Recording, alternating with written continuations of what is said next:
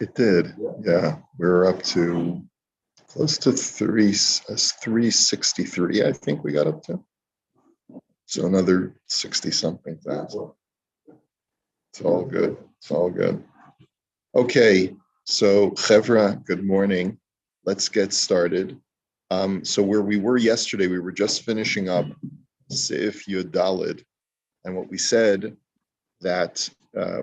yesterday is that you are allowed to confiscate property from a person who owes you money, not in the form of a loan, but rather because they've just failed to pay. And you don't even need a Beis Din's intervention in order to be permitted to do that. And over here, we're talking about you're taking it only as a mashko, but to take it as payment, so then it depends. If the guy stole from you that particular object, like we learned previously, you're allowed to just grab it back from him. But if it's just to try and extract payment from him by taking something else that belongs to him, so then you're not allowed to do that. You're not allowed to take the law into your own hands, even when it's a different kind of debt, like a loan. And then what we saw is that the debt will return back in the form of a loan if it was arranged that the person doesn't have to pay you until, let's say, 30 days later. So then it has the standard law of a loan. So therefore, even if you just want to take it as collateral, you have to get it Beis Din involved. And then we said at the end of the Sif, v'chein ha'arev l'malveh, that if a person is a guarantor for a malva, so he's not party to the loan, and the debtor defaults on the loan, so then you're not limited by the laws of loans as far as how you take the property away from the guarantor. A guarantor has even more of an obligation to surrender items in order to provide security for the loan. Okay, but that's only if he's a regular guarantor. But if he's an Arev Kablan, which is more like a debtor himself, so then the law would revert back to the standard law of loans. V'chein ha'arev l'malveh, ayin tes. Similarly, if a person is acting as a guarantor, b'gemara yalef la midichsiv lo savo el beso. He says, because the Torah says you may not come into his house. Lo v'davka asari rachmana, aval beso arev shari lava. So you're not allowed to go into the debtor's house, but you are allowed to go into the guarantor's house to pull out security. And kablan, the azdino sheyachol hamalva lifromi menu tchila im yirtzeh. The law of an Arev Kablan is that he's not only a guarantor, but that I, as a creditor, have a right to go first to collect from him, and I don't even have to go to the person that I lent money to.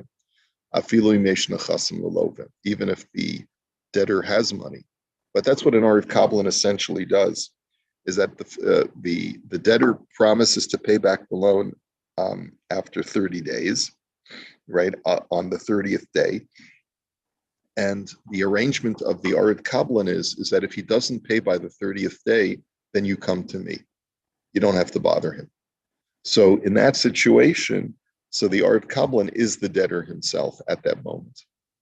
Okay, let's go on to Sif Tesvav. Yeah, 30 days. Well, 30 days is a standard loan amount. When the Gemara says, Stam halva shloshim yom. So therefore, if you lend someone money without stipulating a time period, it's assumed that it's 30 days.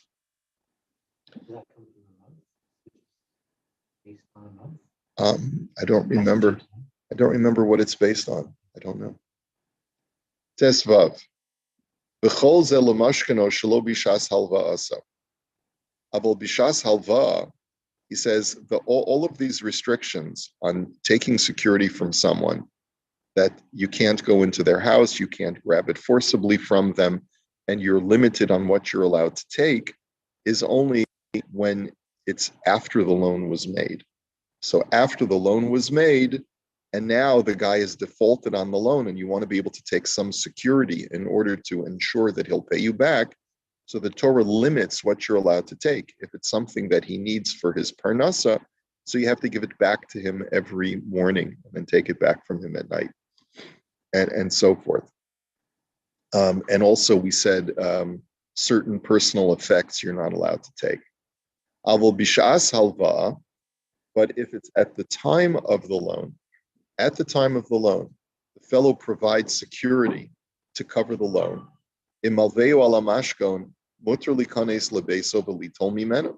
So then, if he defaults on the loan, in other words, we write in the contract, my baseball card collection shall act as collateral on the loan, and that's written in the loan agreement.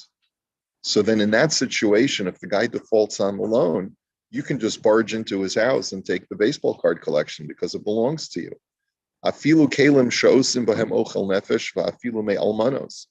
Even utensils that are used to prepare food, like we said before, that's a restriction.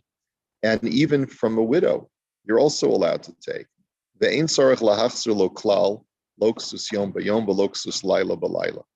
And you don't have to return these items to him at all. In other words, they in effect become your items until the fellow goes ahead and provides you with cash. Now, are you allowed to sell the baseball card collection? So that's something that we still have to see. In other words, you're still just taking it as security. It's not clear whether they are actually yours halachically now, the baseball card collection, or whether you are just have a right to confiscate them and then hold them until the guy pays you. So let's. Correct. We've mentioned that. We've mentioned that already. Yeah. But if the guy, let's say you ring the guy's doorbell and he invites you in, and his baseball Mickey mantle is on the mantelpiece. Okay. Yeah. So you go in and you say, you haven't paid the loan. The guy says, well, I don't have the money right now. I'm going to need another few days. Okay, no problem. I'm just going to take this Mickey mantle and I'm going to take it home with me. And he says, I don't want you to take it. Well, it's already in my pocket. You want to call the police? Call the police. You want to take me to a beis din because you think I'm doing something against halacha? Well, let's look up the halacha together. It's possible that they might. So the guy says, you want to get the police involved? Get the police involved. In other words, I could see a scenario where these are two from Yidden, right? Two from guys. And I show you the halach in black and white. The halacha is you have to surrender your Mickey Mantle card. You put that in the loan document. I'm not going to sell it. I'm going to hold on to it until you come up with the cash. Okay, you want to get the police involved? Go right ahead. You call 911, right? And if I have to surrender it, I will. But you should know that what you're doing is against halacha by calling the police.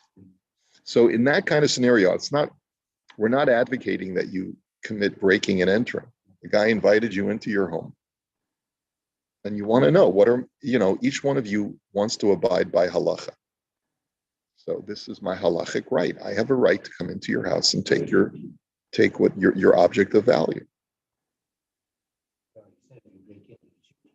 That's right. That's right. Has there been cases where the secular court has backed a situation of this sort for the religious community? I don't know. I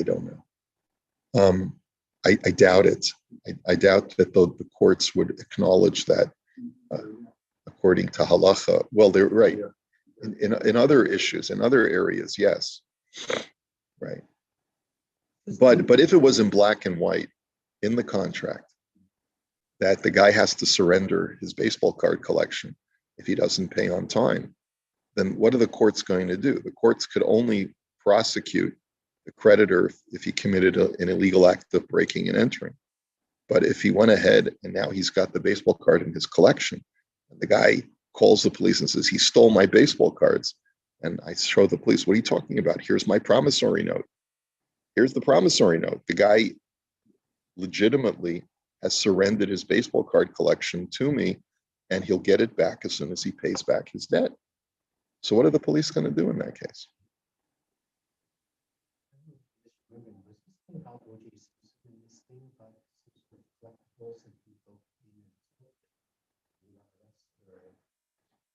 he claimed that they belonged to him.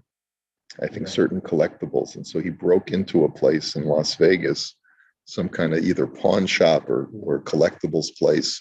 And he got arrested and he spent time in jail. Right. Well, that was a case of taking the law into your own hands. I'm sure there was another side to the story. You know, with OJ, there's always another side. They wanted to stand for something else and they could never really. Yeah.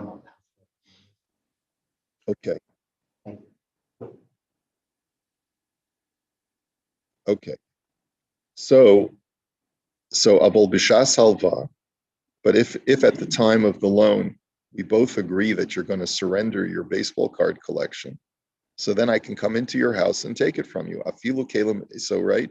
And I don't have to return back to you, even if it's your pajamas or if it's your plow. I don't have to return it to you. Okay. Lamashkano shalo bishas halva aso, vol bishas halva aso. So everything that we've limited a creditor from being able to take from a debtor is only if the collateral was not itemized at the time of the loan. So Isa b'Gemara Amar Rebbe Yitzchak. So we just did. Yeah, we just did Tesvav inside. That's okay. Isa b'Gemara Amar Rebbe Yitzchak.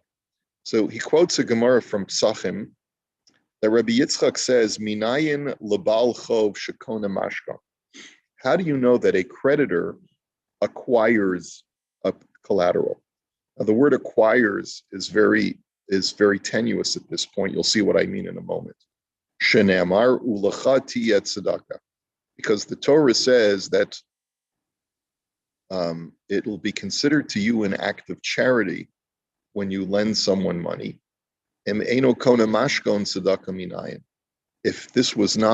If you did not acquire the collateral, so then what would the act of charity be? Now that's a very cryptic statement in the Gemara. We don't understand what the Gemara means. The Gemara seems to be equating the fact that I'm doing an act of charity by acquiring the collateral. So what's the association? So there's a machlokes as far as how to interpret the halacha based on this Gemara, based on how you understand the Gemara. The Rashi Piresh, the Kanoi Lo, the Imnenas Chayiv Ba'onsin. That Rashi understands what Kanoi Lo, that the creditor acquires the collateral, means that he is absolutely obligated for any mishap that occurs to that baseball card collection. So even if it's an onus, even if there's a complete, like an act of God, a tornado comes and wipes out the house, and the baseball card collection is wiped away as well. So he says that that's the responsibility of the creditor. And if the baseball card, let's say, was worth more than the loan, so then it's his obligation. In other words, he can't later come back to the debtor and say, pay me the money that you owe me.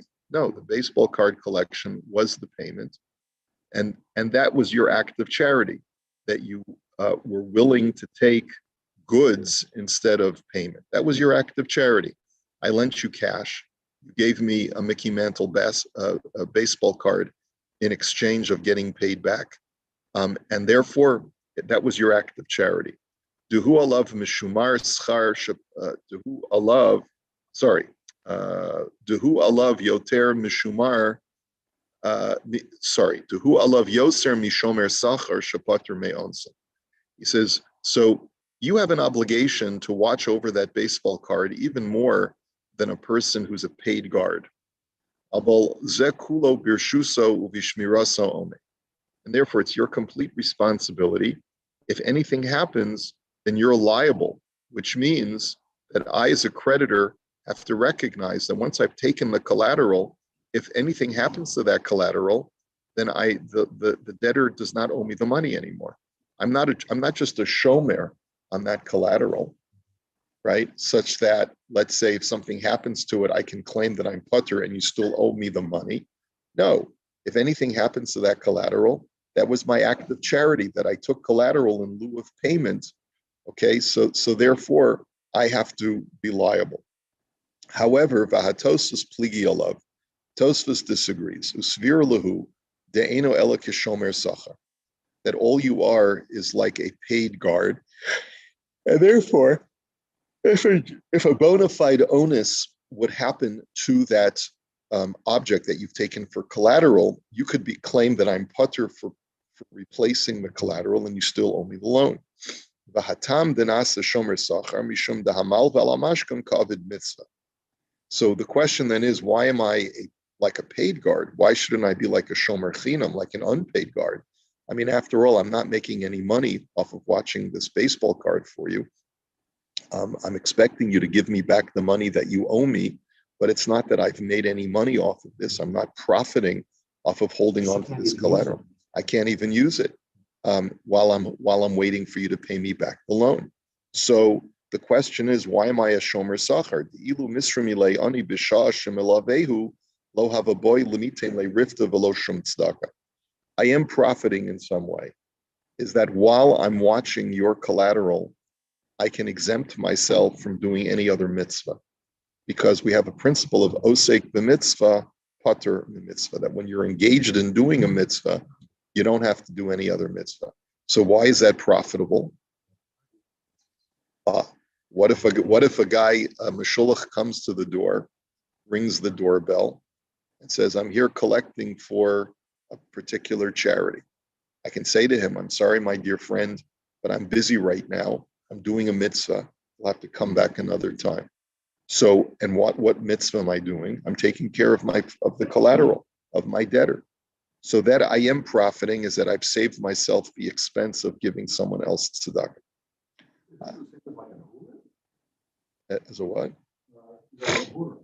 Oh, a person who's involved in a situation of mourning. Well, he's putter from mitzvahs and onain, but he's only putter from mitzvahs that take him away from taking care of the deceased. Yeah. So in a sense, when you're in onain, the guy comes for tzedakah. Yeah, you're totally putter from giving that guy tzedakah. And the same thing over here. When you're engaged in doing one mitzvah, you can exempt yourself from doing another mitzvah. And that's essentially how you're profiting. And therefore, the collateral, according to Tosfos, is not considered yours. And it's just that you have a higher level of guardianship responsibility over it. And that's the act of charity. The hosek b'mitzvah pater mitzvah, right?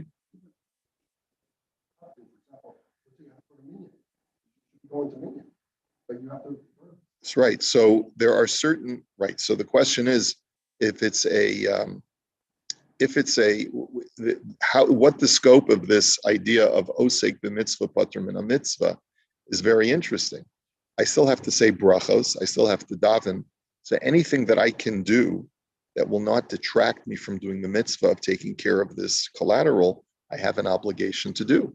But let's say the argument could be made that, no, well, I'm watching this right now. Let's say it's an animal and I have to feed the animal, or it needs some medical attention. Then I can exempt myself from doing other mitzvahs because I'm doing a mitzvah. So yeah, I don't have to go to minyan. If that's, yeah, there are a lot of situations where you can exempt yourself from going to minyan. I'm doing a mitzvah of chesed. My friend is coming in from the airport, and I promised him that I'd pick him up. I can't make it to minyan that day because I had to make an airport run. I was doing a mitzvah. Okay.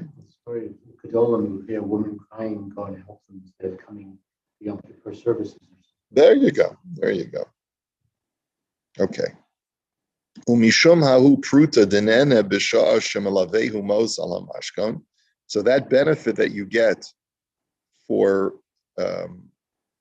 taking care of that fellow's collateral and being exempt from other mitzvahs, nasa shomer sachar alav, makes you into a paid guard. Kechol shomer sachar shemekal alav schar b'tchilo b'sof. Just like any other paid guard who receives his compensation either before or after his guardianship.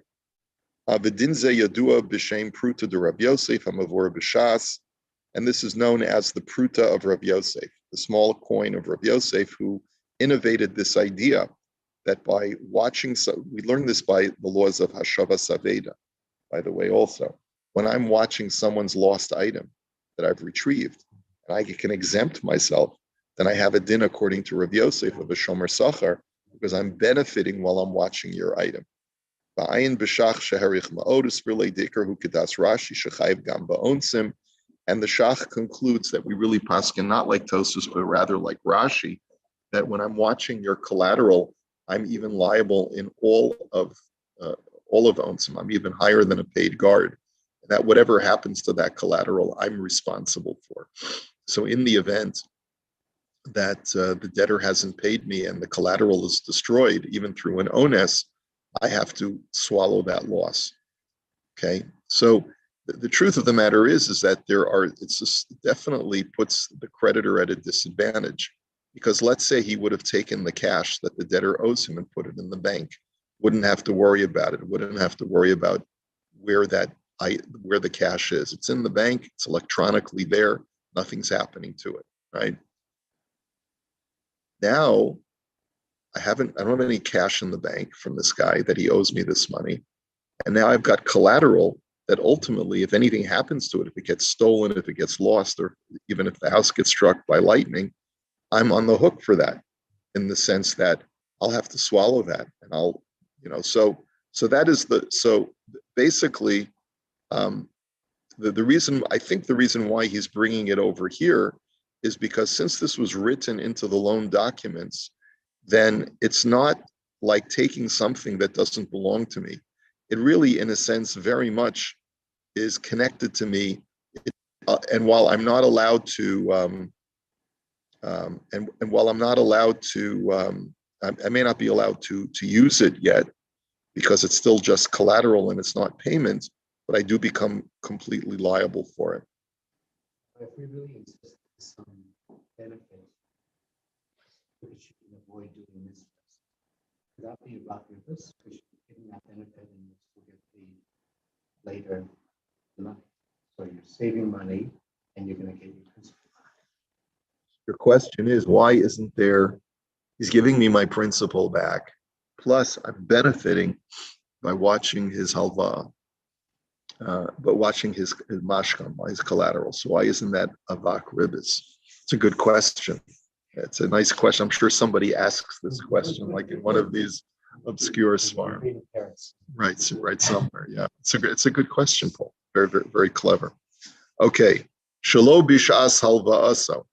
So that because the Torah only prohibits me from invading his privacy and confiscating things when I want to do this, when the collateral was not itemized in the original loan agreement. Okay, the kroi b'chov lo la'achar halvaksiv, because the psukim are clearly discussing a scenario where I seek to take something from him after the loan. Aval hecha shahalo v'mevi v'nosein osam b'shas ha'halva lav chov lahu.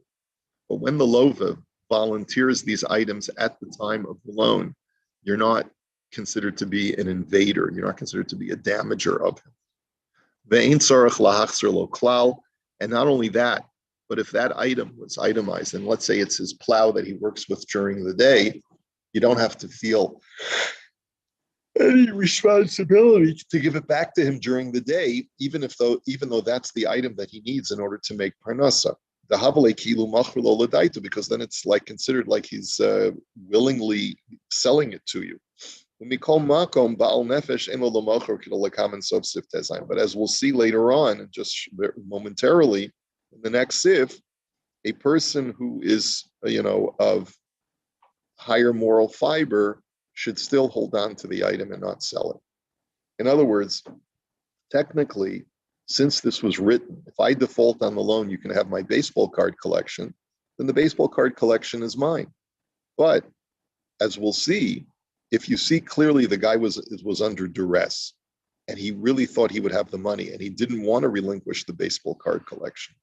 So then you should wait and give him, a bal nefesh means a person who wishes to go beyond the letter of the law should hold on to the baseball card collection. Don't sell it until you give the guy his chance to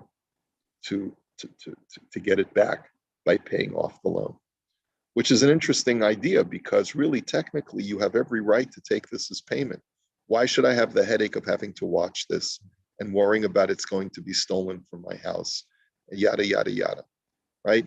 So you could make that argument. But as we're going to see in Tes Zayin, which is a longer sif, a person who wants to be more careful about this halacha will be a nice guy and hold on to it and give the guy a little bit more of a chance to pay it off.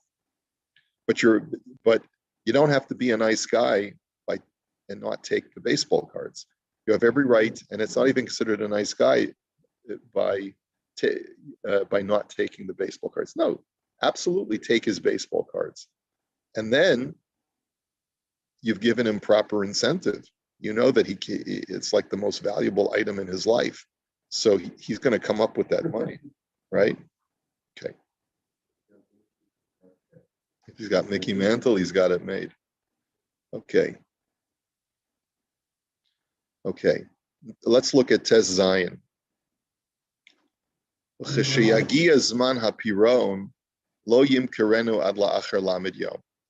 So when the time of payment arrives, and you've got this fellow's collateral, you have to wait 30 days before selling it. You have to give him an additional 30 days, even though the loan was due after 30 days, you have to wait an additional 30 days before selling the collateral. And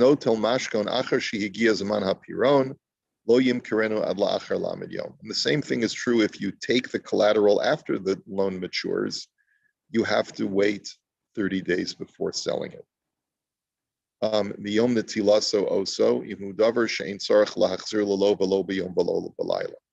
Provided that it's not something that you have to continuously return to the debtor during the day or during the night, because it's something that is vital or essential to his livelihood. But that's only because the debtor doesn't require it. And since he doesn't require it, you keep it in your possession and you wait 30 days before you sell it. But if it's something that you have to constantly return to him, that case that we talked about, the tedious case of where every morning you have to return his plow to him so that he can continue making a living, and then you come back at night and you take it, or the shliach beis din comes back at night and takes it from him, that you're never allowed to sell.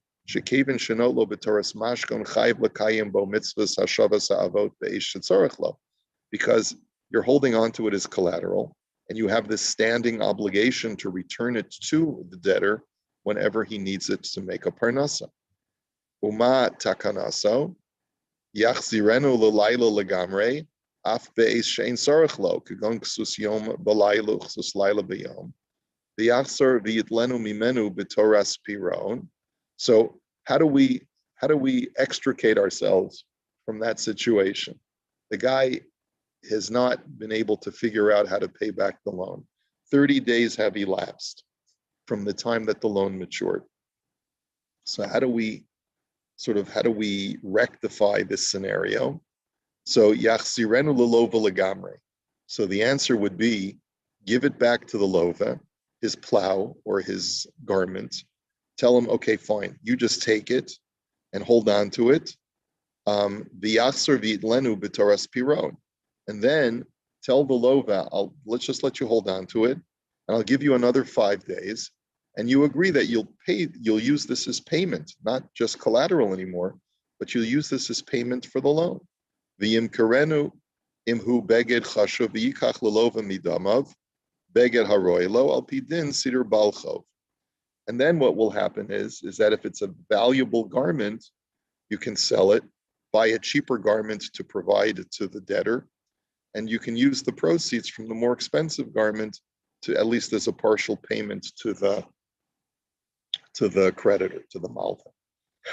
So that would be something that the beis din would get involved with. In other words, at their discretion, if they see that this is going on for too long and this is not a practical solution, because the debtor is still not coming up with the cash, so they'll give it back to him, and then they'll say, within a certain time period, if you don't come up with the money, give us the garment outright as payment.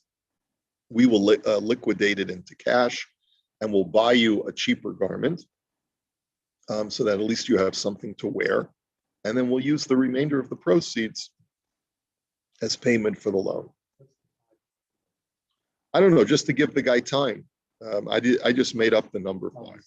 In other words, it's you basically give it, you give it completely back to him. You say to him, this is not working, so it's yours now. We're not taking this anymore from you from collateral, but we want you to use this as payment now, no longer as collateral, but rather as payment. Okay, so that's all right. We'll hold it here for today because we're over time, and we'll continue Mirz Hashem tomorrow.